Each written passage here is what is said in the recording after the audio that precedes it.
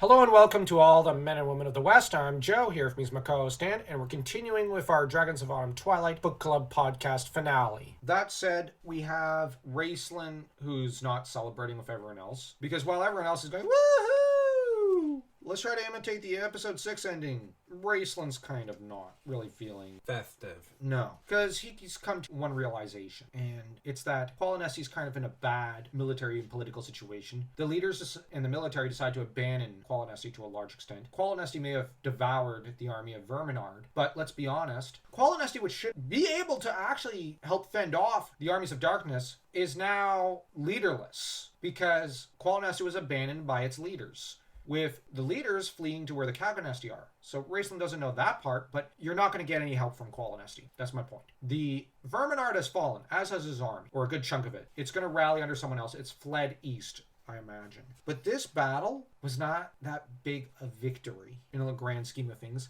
Solamnia is still falling. The enemy still has essentially a nuclear bomb they could chuck at everyone called dragons. And there's something to be said about these dragons. They're as strong, if not stronger, than the ones from Game of Thrones, it seems. And they're backed up by two things: magic and a really high IQ that's beyond human and mortal comprehension. The side of light is kind of screwed. Although, of course, they could throw Gold Moon at the dragons. The fact that that's a viable tactic, and Goldman would win, is annoying. But anyways, Raistlin is sitting on the stump of a tree that's been hit and destroyed by lightning, with its remains lying all about him. I don't think it was Raistlin that did this. It seems like this happened over the course of the battle between the dragons, I suspect. And I wonder, because lightning was once taken as a sign of divine providence by the Greeks. Lightning is symbolic of the loss of innocence. It is also a symbol of a terrible event and negativity. There's a providential element to it, so that's hinting at something dark that's to come, to an extent. That was chosen on purpose by Wace and Hickman, who are avid readers. Wace's favorite book is Bleak House. From what I understand, it was an avid reader once upon a time of Greek mythology and ancient myths, same as Hickman. And so anyone who reads Greek myths knows when Zeus throws a lightning bolt, misery and sorrow is quick to follow. Or at least that's generally my perception of it. A lot of darkness hinted at. Tannis asking Raistlin, what do you see to the south? Raistlin, his statement here is the first hint of the pain that he feels towards his eyes. What do I ever see with these eyes of mine? Half-elf. The mage whispered bitterly. I see death and destruction. I see war.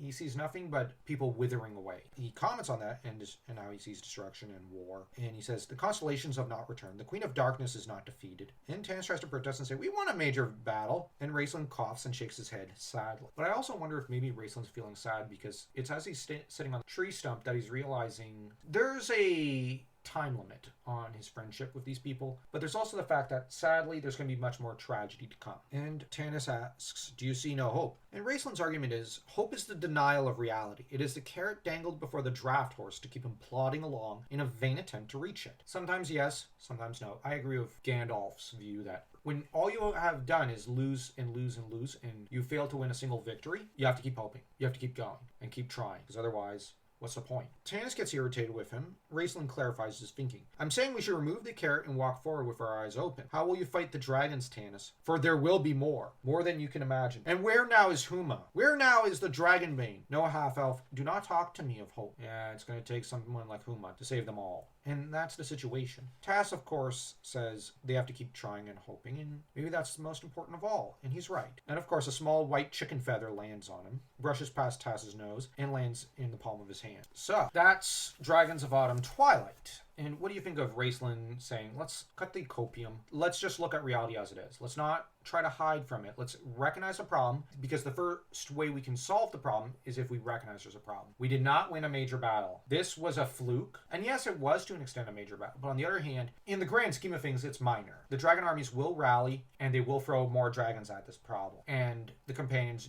don't have the means of fighting those dragons at present. He has a very good point, because sometimes acknowledging the problem is important. Yes, Tass is right in that you do need to keep on hoping. But you have to know that there's a problem. And as G.I. Joe once said, knowing is half the battle. G.I. Joe. Let's get to rating this book. How would you rate it? With all the problems we've talked about, all the beauty, I've seen people complain about the prose of Dragons of Autumn Twilight. I will actually go to bat and say, I don't see a problem with the prose or too much of the dialogue for the most part. I actually dislike it when people criticize that about Dragons of Autumn Twilight. If you're going to criticize the Gold Moon Riverwind revival stuff, fine. If you're going to criticize the Verminard fight, fine. Just minor issues with the characterization here and there, fine. The companion's constantly wanting to get rid of Raistlin when he keeps saving them. If you want to complain about that, fine. But don't complain to me about the prose. When, in terms of prose, better written that have been published in the past 25 years. I will actually rate it a 2.5.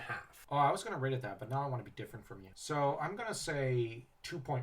I'm lowering my score just due to the Barbarian problem and the Tika issue, which are issues I've noticed in the past, and it's a little more glaring this time around. But on the other hand, I'm very excited for Winter Night. It's one of my favorite books. Same with Spring Dawning. I do think that this trilogy should almost be read as one book. And we will rate it later as an overall kind of single issue after we get to Spring Dawning. So stay tuned for our next video. And don't forget to tell us in the comment section, how would you rate this book out of 0 to 4? Did our rating surprise you? Were you not surprised? And don't forget to smash that like and that subscribe button as though you were Theros smashing the Dragonlances into shape.